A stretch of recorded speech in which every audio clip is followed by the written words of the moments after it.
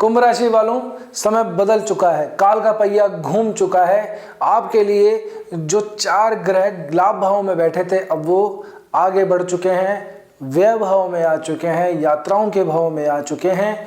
आप लोगों को सावधान रहने की ज़रूरत है, कुछ गलतियों से बचना है। इन्हीं चीज़ों के ऊपर आज हम चर्चा करेंगे। नमस्कार, मैं हूं एस्ट्रोलॉजर रतन सिंह। स्वागत करता हूं आप सभी का आपके अपने चैनल कुंडली शास्त्र में। हुआ क्या है ये जरा देख लेते हैं। 11वें भाव के अंदर आप लोगों के लिए सूर्य, बुध, मंगल और शुक्र अभी तक बैठे हुए थे, लेकिन ये चारों ग्रह इसी सप्ताह के अंदर 12 जनवरी से 18 जनवरी के बीच में व्यय भाव में गोचर करेंगे। 13 जनवरी को गोचर करेंगे शुक्र। 14 जनवरी को मकर संक्रांति होगी, मकर राशि में सूर्य का प्रवेश होगा। तो 14 जनवरी को सूर्य यहाँ पे जाएंगे, पीछे पीछे मंगल आ जाएंगे 16 जनवरी को, और 17 जनवरी को आ जाएंगे बुध। तो इस तरह से आप लोगों के लिए ये जो सप्ताह है ये व्यय भाव से संबंधित रहने वाला है, खर्चों के भाव से संबंधित रहने वाला है। क्या कुछ प्रभाव पड़ेगा इसका, आज ये देखते हैं। सबसे पहले बात करें आपके क्या करियर की, तो देखिए इस भाव का जो स्वामी है वो बनता है पहली बात तो मंगल। अब मंगल महाराज आप लोगों के लाभ भाव में बैठे थे इतने दिनों से, जो बढ़िया था, तरक्की वगैरह भी हो रही थी, काम के प्रमोशन भी हो रहे थे, और जो काम नहीं बन रहे थे वो भी धीरे धीरे करके कैसे ना कैसे करके बन ही जा रहे थे। लेकिन अब ये जो स्थिति है इनका स्वामी चला गया है, हालांकि उच्च अवस्था के अंदर गया है। मंगल मकर राशि में उच्च के होते हैं, ठीक है ना। और आपके ही राशि के स्वामी शनि की ये पहली राशि है, ठीक है। मूल त्रिकोण की राशि आपकी राशि है, शनि की कुंभ राशि, और जो दूसरी राशि बनती है वो मकर राशि बनती है। मकर में मंगल उच्च अवस्था को प्राप्त करता है। काम के अंदर थोड़ी सी आप लोगों को समस्या दिखाई देती है। कैसे, देखिए जब 7 में शुरुआत लगेगी तो शुरू के 2 दिन तो जैसे तैसे ठीक है, लेकिन उसके बाद में 14 जनवरी से लेकर 16 जनवरी तक चंद्रमा वृश्चिक राशि में प्रवेश करेंगे। यहाँ पे वृश्चिक राशि में चंद्रमा नीच अवस्था को प्राप्त करते हैं।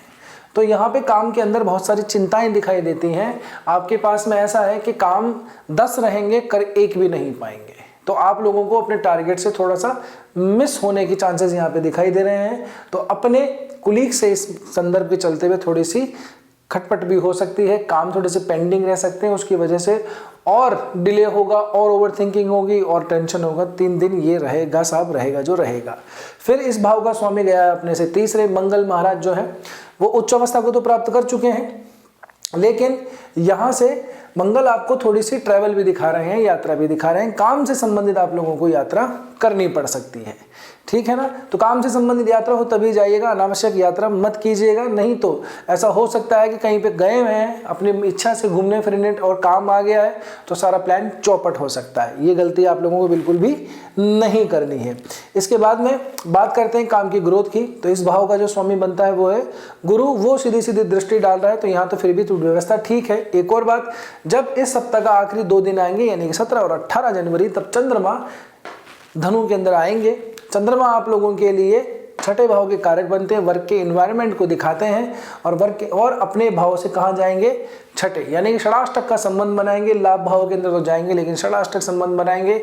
ये भी स्थिति आप लोगों के लिए ठीक नहीं है। जो पॉजिटिव है वो सिर्फ इतना है कि गुरु और चंद्रमा समसप्तक होंगे पंचम और एकादश भाव के अंदर। तो शुभ दृष्टि गुरु की जब चंद्रमा पे पड़ेगी तो फिर भी थोड़ी सी आराम मिल सकता है। लेकिन अगर कोई काम बन रहा है तो पहले उसमें रुकावट आएगी, लेकिन फिर वो गुरु के प्रभाव की वजह से हो जाएगा।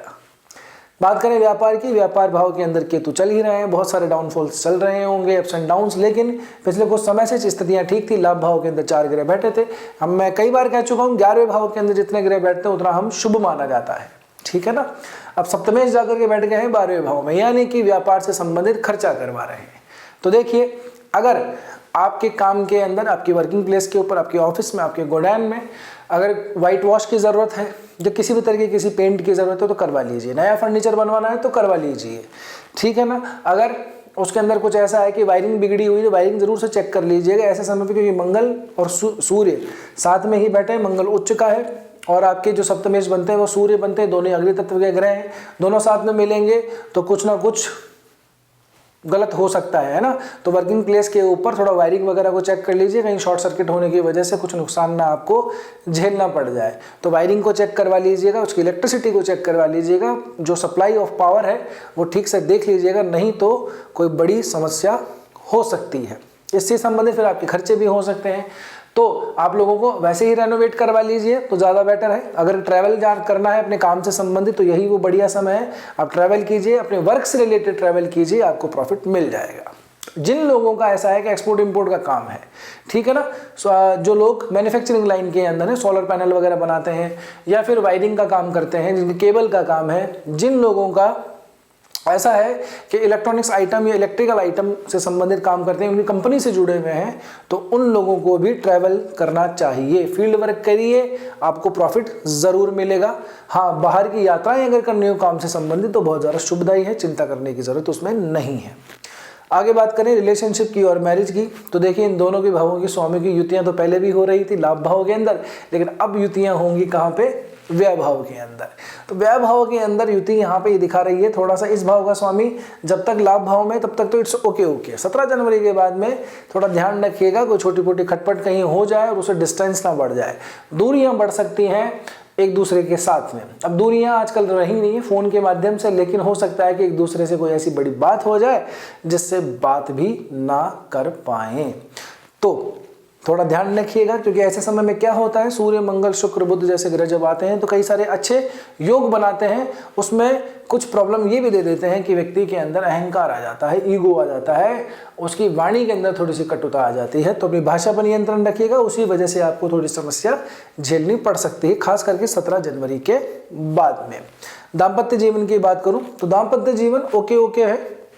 अगर आप अपने पार्टनर के साथ में कहीं घूमने का प्लान बना रहे हैं तो आपके लिए समय बढ़िया है, घूम आइए और कुछ अच्छा समय साथ में बिताइए। डिस्टेंस ध्यान रखिएगा, थोड़ा सा लंबा होना चाहिए। लॉन्ग डिस्टेंस पे, लॉन्ग जर्नी के ऊपर थोड़ा सा जाना है, यानी कि 4-5 दिन तो निकालिए, तो कम से कम आपको आने जाने का भी तो थोड़ा सा आनंद आए। हाँ, फ्लाइट वगैरह से अगर आप ट्रैवल कर रहे हैं तो इट्स ओके, कहीं पर भी आप जा सकते हैं, 2 दिन का भी प्लान बना सकते हैं, तो आपको जाके आना चाहिए, समय आपका थोड़ा सा अच्छा बीतेगा। घर में रहेंगे तो जहाँ अनावश्यक दूरियां बन जाएंगी, ठीक है ना।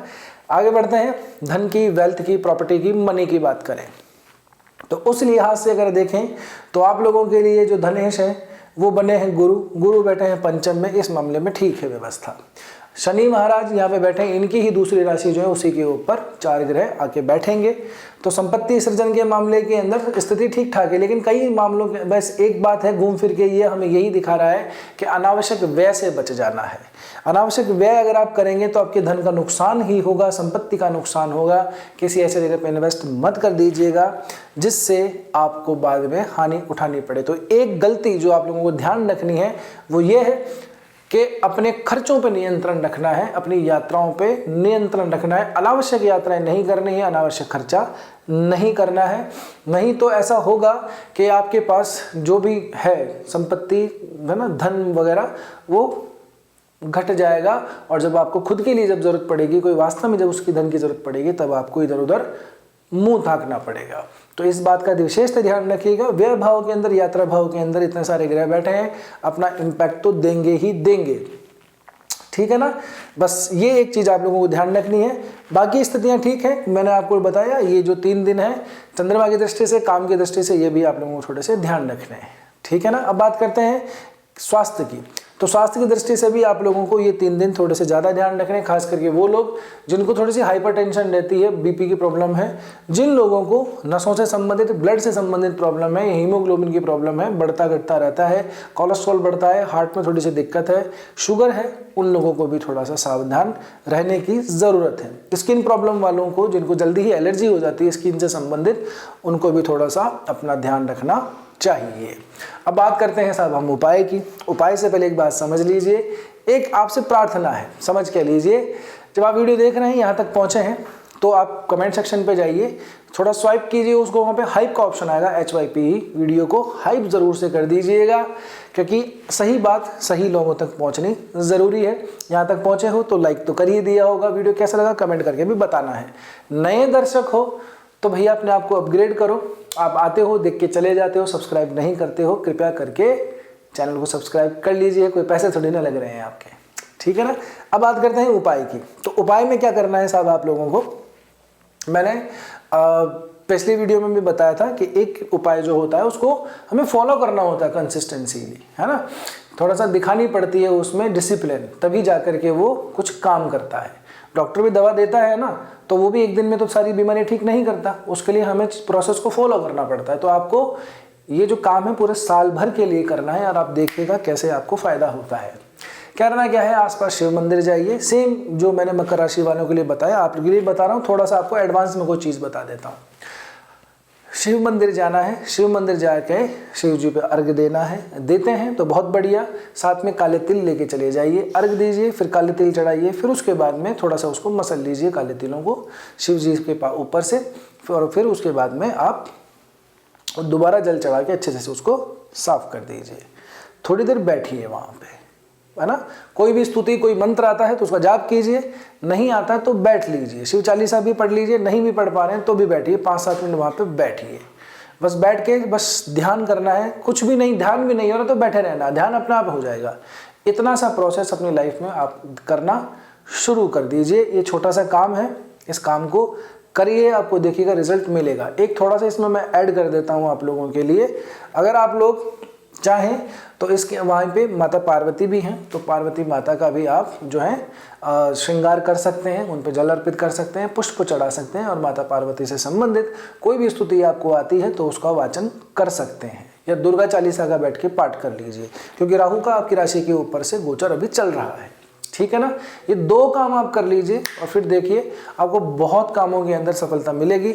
अब ये है कि कोई पर्सनल और कोई बात है, आपकी राशि क्या है, इसके अलावा ये तो हमने बात कर ही ली, लेकिन आपका लग्न क्या बनता है, आपकी डेट ऑफ बर्थ के अकॉर्डिंग आपका मेन चार्ट क्या है, उसमें किस ग्रह की दशा है, किसकी महादशा है, किसका अंतर है, प्रत्यंतर है, सब तमाम चीज़ें देखने के बाद ही हम किसी प्रॉपर कंक्लूजन पे पहुंचते हैं। यदि अगर आप एस्ट्रोलॉजिकल कंसल्टेशन लेना चाहते हैं, ज्योतिषीय कोई परामर्श लेना चाहते हैं, कोई समस्या का समाधान चाहते हैं, तो व्हाट्सअप नंबर दिए हुए हैं, वेबसाइट का एड्रेस दिया हुआ है, आप जाकर के अपॉइंटमेंट अपना बुक करवा सकते हैं। ठीक है जी। और बाकी उपाय मैंने आपको बता ही दिया। तो बस आज के वीडियो में इतना ही, मिलते हैं अगले वीडियो में। तब तक के लिए स्वस्थ रहिए, मस्त रहिए, अपना और अपना ध्यान रखिए। जय श्री कृष्णा, जय श्री राम, हर हर महादेव।